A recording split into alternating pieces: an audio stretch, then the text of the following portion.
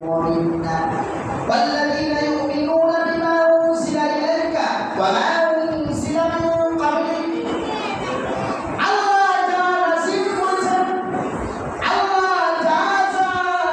করেছেন বান্দার জন্য যে সকল বিধান দিয়েছেন ওই বিধানগুলির উপরে ঈমান আনা একজন মুমিনের জন্য হলো ফরজ।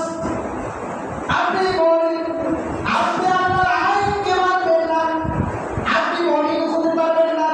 আপনি একজন মুমিন নিজেকে দাবি করবেন, কিন্তু আপনি সুদ ছাড়তে পারবেন না, আপনি মুমিন না।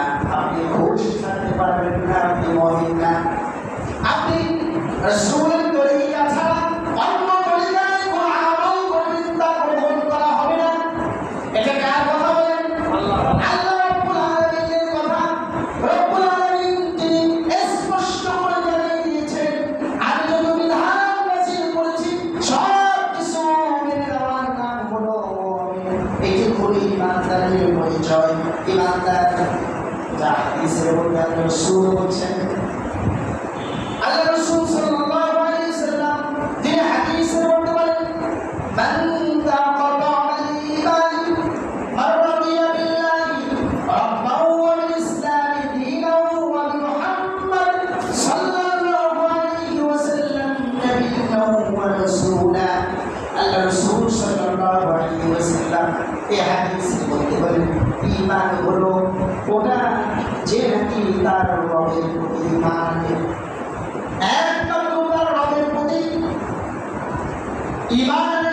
দ্বিতীয় নম্বর হলো ইসলামের প্রতি ঈমান আনে। ইসলাম চূড়ান্ত জীবন ব্যবস্থা, এইটা মেনে নেয়।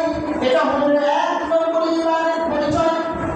এর দুই নম্বর ঈমানের পরিচয়, তিন নম্বর ঈমানের পরিচয় যে তারা তাদের নবী মুহাম্মদ সাল্লাল্লাহু আলাইহি ওয়াসাল্লামকে চূড়ান্ত একজন জীবন আদর্শ গ্রহণকারী হিসাবে গ্রহণ করে নিয়েছে।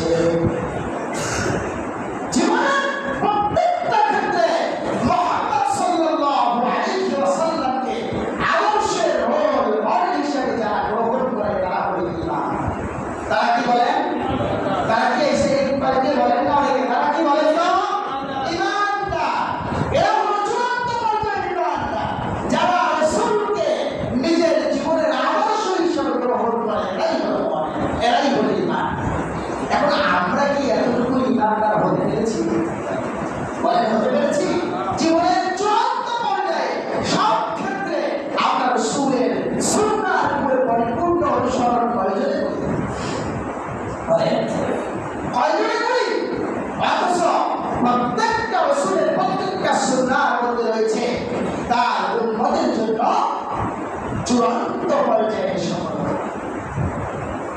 আল্লাহ রাসূল সাল্লাল্লাহু আলাইহি ওয়াসাল্লাম যখন নবুয়তি লাভ করলেন, নবুয়তি লাভ করার পরে তিনি তাম পৃথিবীর মানুষকে একটি ঘোষণা দিয়ে জানান দিয়ে দিলেন, ইয়া আইয়ুহান নাস কুলু লা ইলাহা ইল্লাল্লাহু তুফলিহুন।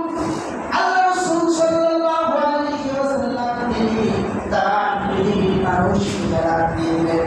ওই পৃথিবীর মানব সকল, এখানে মুমিনদেরকে বলেন নাই, কাকে বলেন নাই?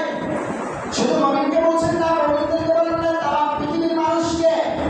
হ্যাঁ, পৃথিবীর মানব মণ্ডলী, ইয়া আইয়ুহান নাস, তোমরা সবাই বলো, কুলু, তোমরা বলো, লা ইলাহা ইল্লাল্লাহ, তোমরা সবাই বলো, লা ইলাহা ইল্লাল্লাহ। এরপরে রাসূল বলেন, তুফলিহুন, তোমরা যখন বলবে লা ইলাহা ইল্লাল্লাহ, তোমরা সফল কাম হয়ে যাবে। সুবহানাল্লাহ।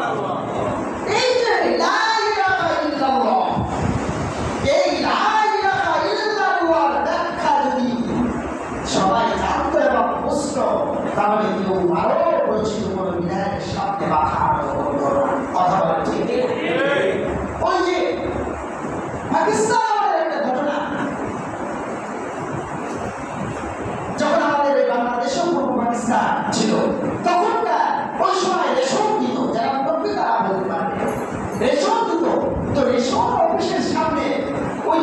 আপনার খাসার মধ্যে ময়লা পাখি একটা থাকতো, ওই ময়লা পাখি বলতো যে লাইনে দাঁড়ান, এক করে আসুন, লাইনে দাঁড়ান। ওই যা শিক্ষা ওটাই তো বলছে, কথা বলো ঠিক না? লাইনে দাঁড়ান, এক করে আসুন, লাইনে দাঁড়ান, এক করে আসুন।